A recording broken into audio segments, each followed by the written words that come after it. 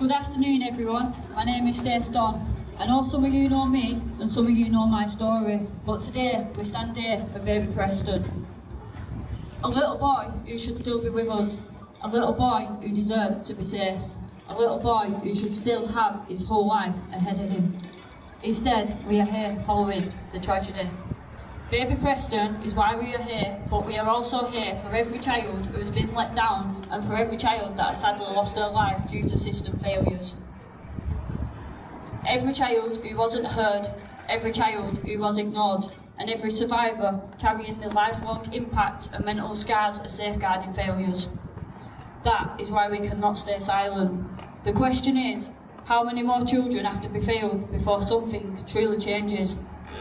Because every child we've failed today becomes adults carrying yesterday's failures.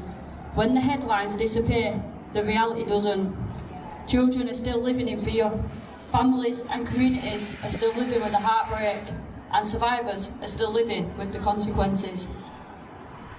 People often ask me why I keep speaking. The answer is simple. Because my story didn't end when I survived. I know what it feels like to be the child waiting for somebody to step in. Hoping, praying, just wanting somebody to stop the hurt. One stage. You can do it, love.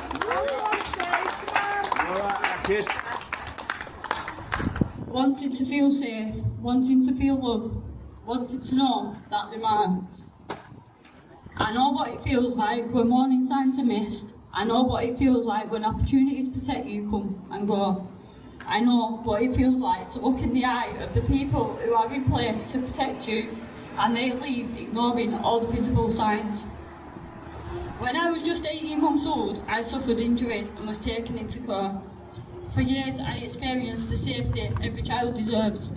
At 10, I was taken back by the system to a home where I experienced physical, mental and emotional abuse before I was then sent to live with the man. At 13, that man physically beat me and broke my ribs. At 17, I was trapped miles away from anywhere I knew.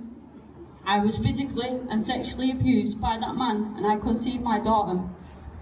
That man, in fact, was my biological dad. That man was known to the system for previous sexual offences against a minor and was known to the system to be a risk to children.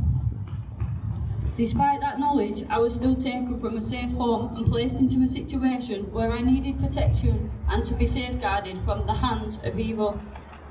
Despite the abuse, I kept my amazing daughter, and for the last 18 years we have struggled through together and with next to no support.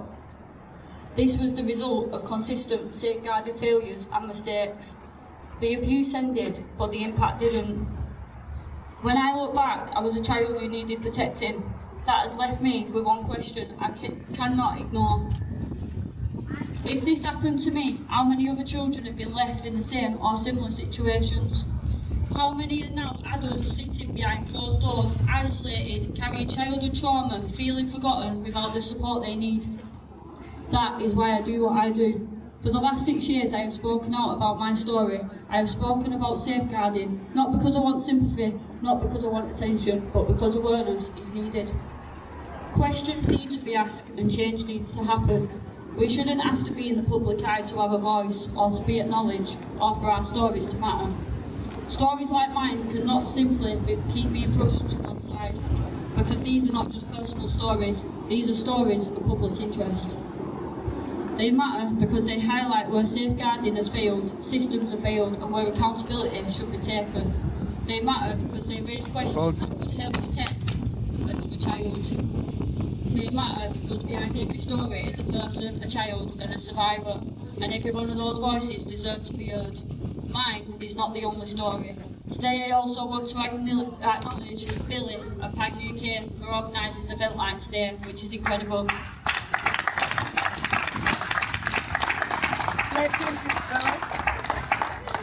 Also, I want to acknowledge the people like Della Wright, Trish Hind and Kelly Higgins who stood with me, who is also amazing, and continue to use their voices to raise awareness, support survivors and keep asking difficult questions. None of us can create change alone. Change happens when people come together, when voices unite, when communities refuse to stay silent. All survivors matter, all children matter, and all communities matter, because every story that shines a light on safeguarding failures and mistakes is another opportunity to implement change and protect a child.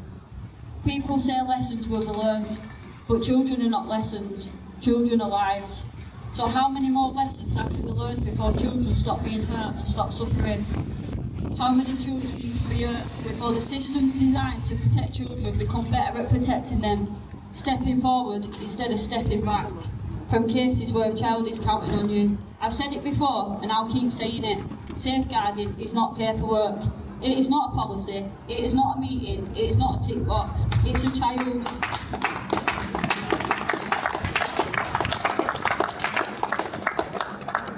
A child who is frightened, a child who is vulnerable, a child who hasn't found their voice or simply cannot use it, a child who is depending on the adults to do the right thing. Because when safeguarding becomes paperwork, child pay the price.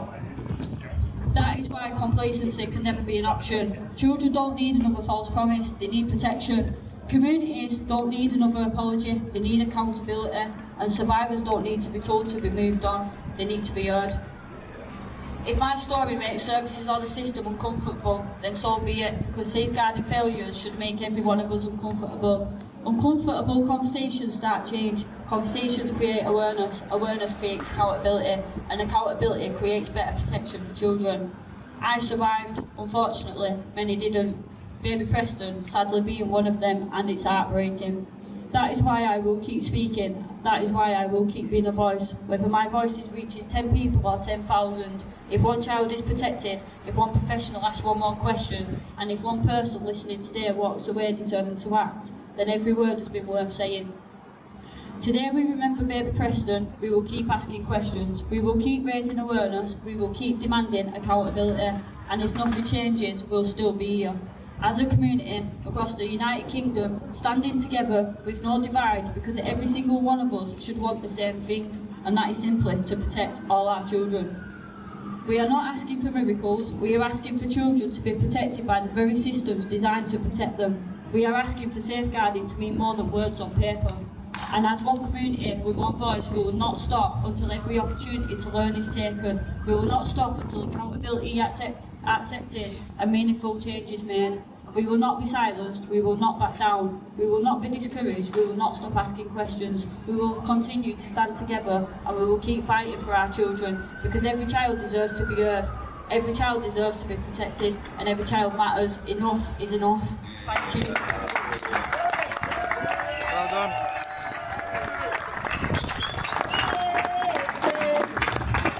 One more time, please, for Stacey.